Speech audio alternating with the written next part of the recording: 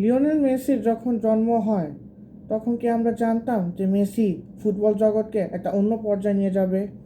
আজকে একটা জিনিস খেয়াল করে দেখো যে ডক্টর আব্দুল কালাম, হ্যাঁ, সে কিন্তু সাধারণ ঘরের একজন সন্তান ছিল। যখন সে সাধারণ ঘরের একজন সন্তান ছিল তখন কি আমরা জানতাম সে একজন সম্মানীয় ব্যক্তিতে পরিণত হবে? এখন আমি নিজের সম্পর্কে আসি। আমি কি জানতাম যে আজকে ইউটিউবে একটা ভিডিও বানাবো? মজার বিষয়টা হলো কি জানো, আমি কিন্তু তোমাদের মতোই একজন। হ্যাঁ, অনেকে হয়তো বলে যে আমি অঙ্কের ভিডিও বানাই, হ্যান ত্যান।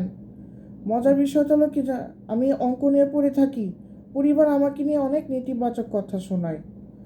এবং হ্যাঁ, আসলে অনেক নেতিবাচক কথা শোনায়, যেমন অঙ্ক দিয়ে আমি কি করব, এদেশে অঙ্কের দাম নেই, ভাত নেই।